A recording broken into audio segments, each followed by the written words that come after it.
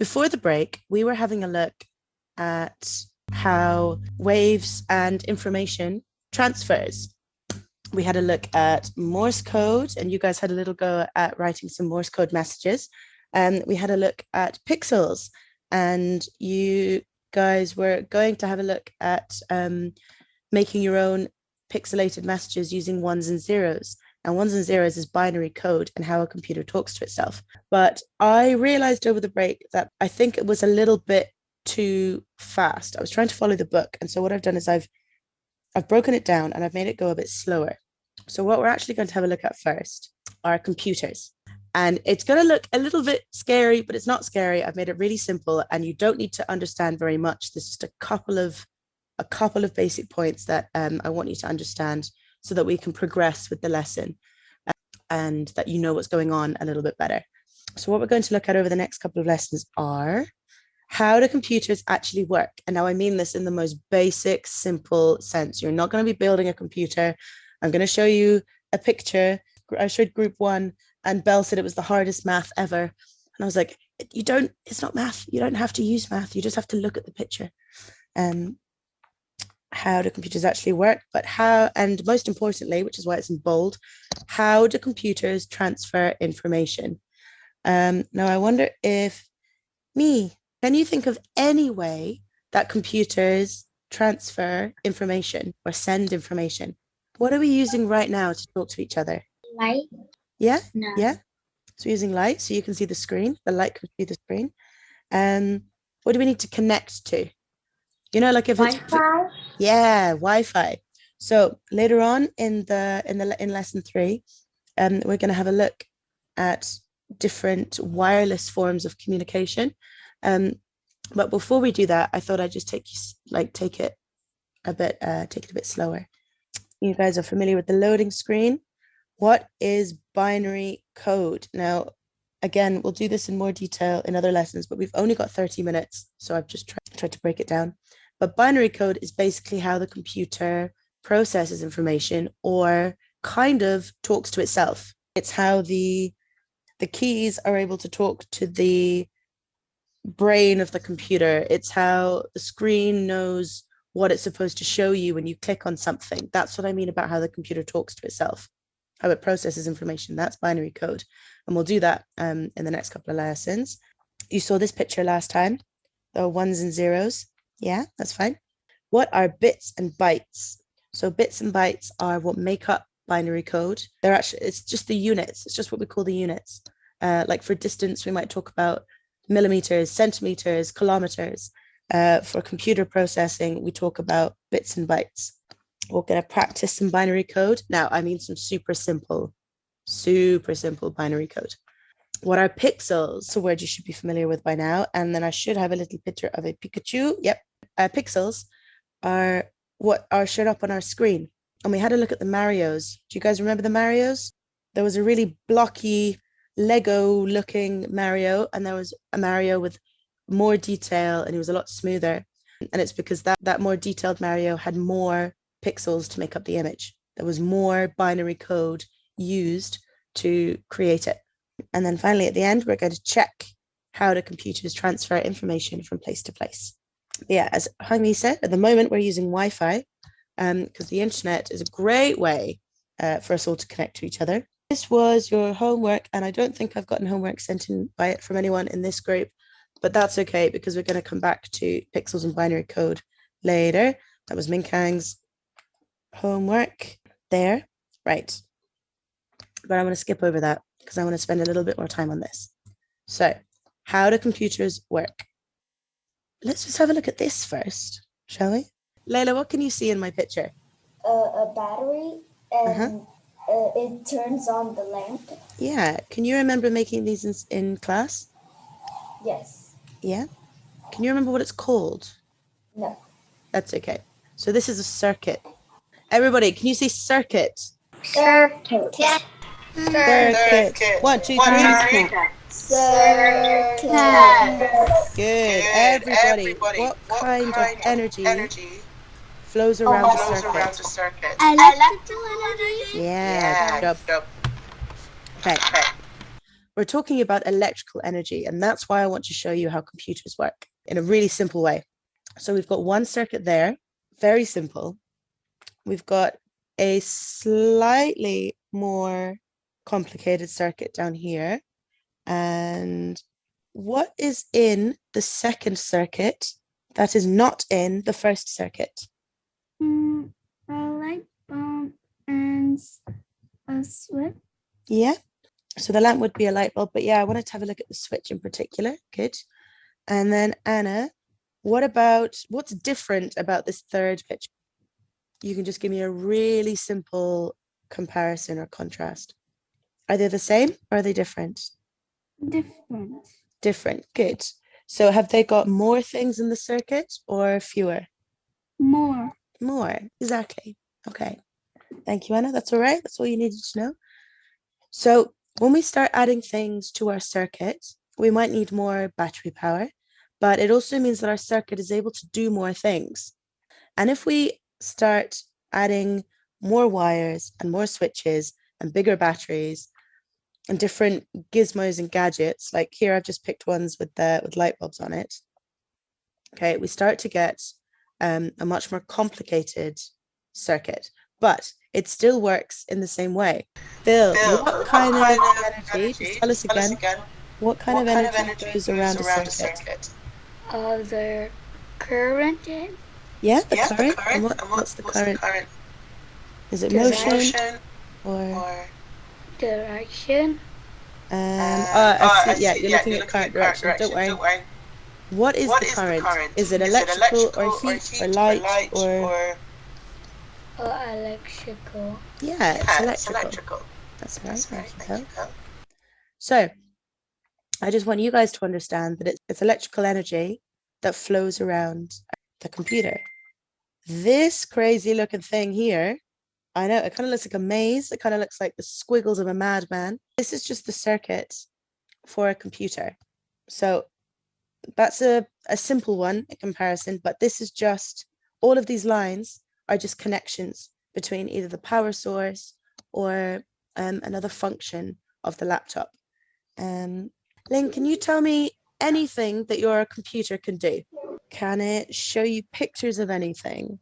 Can it play music? Can it light up? It can play music. It can play music. It can or it can't, did you say? It can play music. It could play. Or does it? It could show me the screen. It could Okay. help me do my homework, and it could also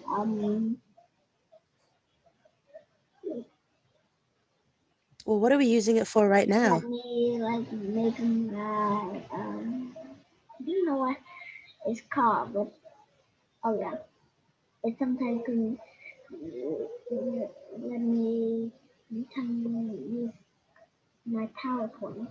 Yeah.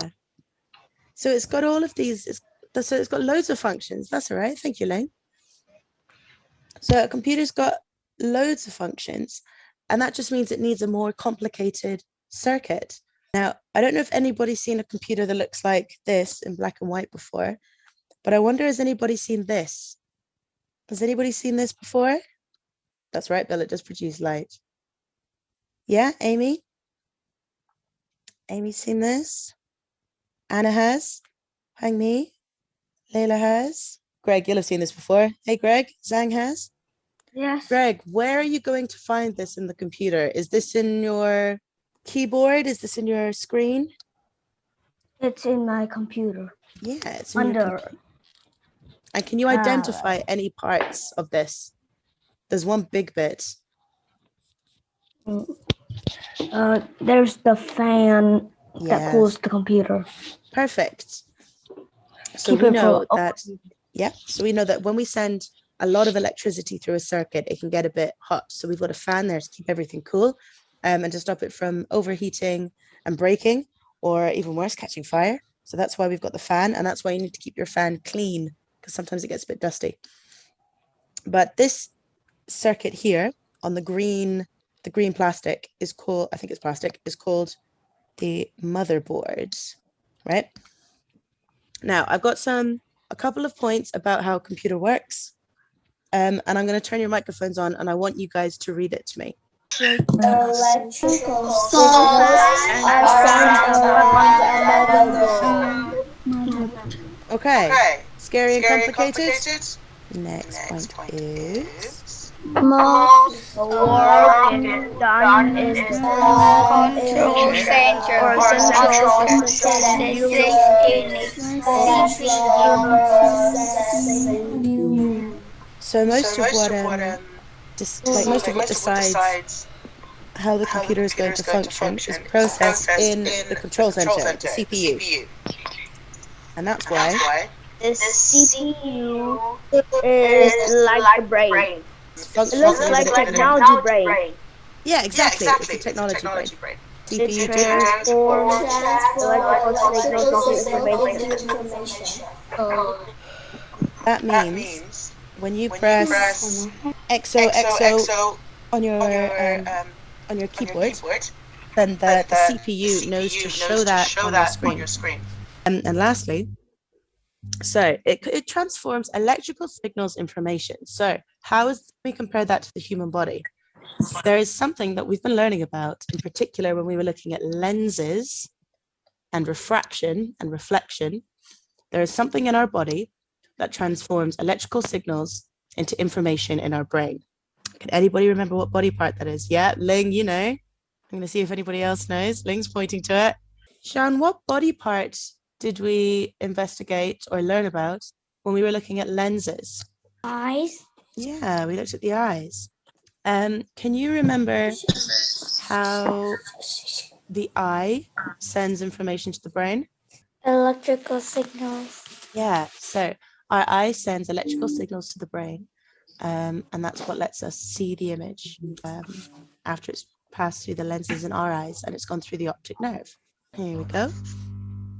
Now, nice and easy question because it's actually labeled on the diagram. What body part transports the electrical signals between the eye and the brain? The optic nerve. Good job. Yeah. So the optic nerve is like the highway for electrical signals into the brain. Can you tell us, how is the computer like a brain? I don't know. Okay. Well, let's have a look back here then. I just went in. Okay. Well, let's catch you up. So I'm taking a step back, and before we have an in-depth look at how information is transferred from place to place, because there's a lot to do with computers coming up. So I thought I'd just take a really quick look at how computers work, just simply. So Ben, can you read the first point underneath just the basics, don't panic? Electrical signals are sent around a motherboard. Most of the work is done in the control center or central processing unit. A central processing unit is like the brain. It transforms electrical signals into information. How can we compare that to the human body? Okay, so do you get it now? We're making a connection between something that we've learned about already in our own bodies. So Jenny, how is a computer like a brain? They both use electrical signals. To do what? To send messages. Yeah, they both use electrical signals to send messages. I had a quick look at electrical signals when we looked at the eye during lenses and light refraction and light reflection.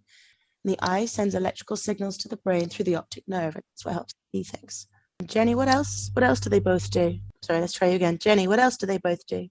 They both transfer information. Good job. Okay.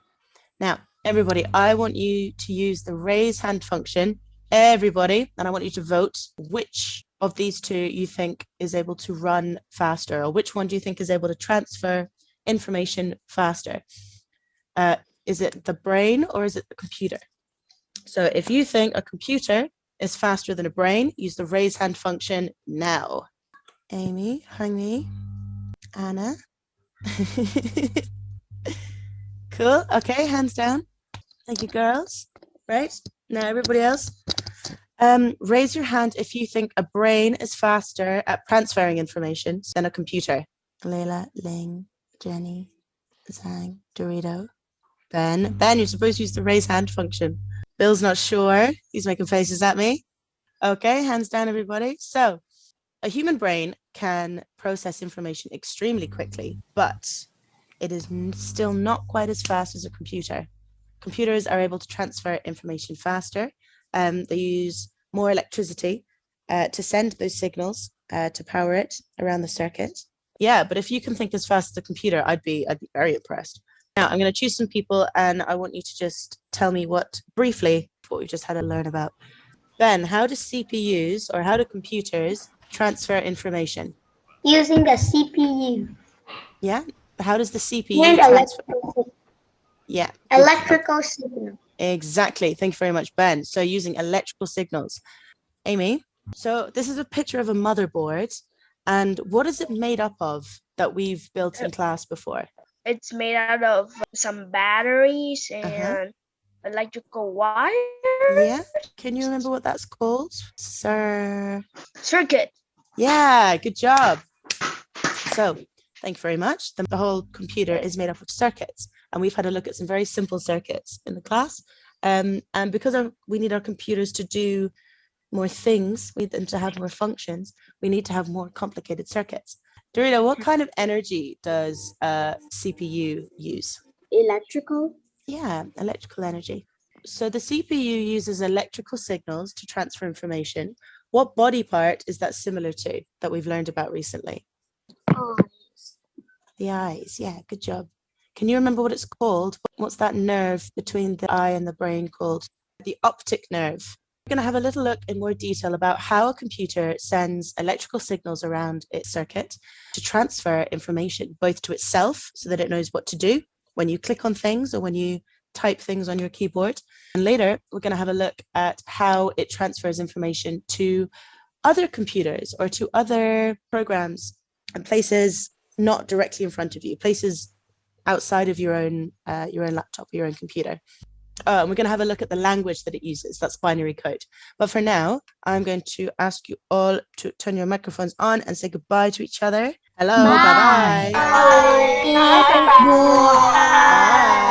See you tomorrow.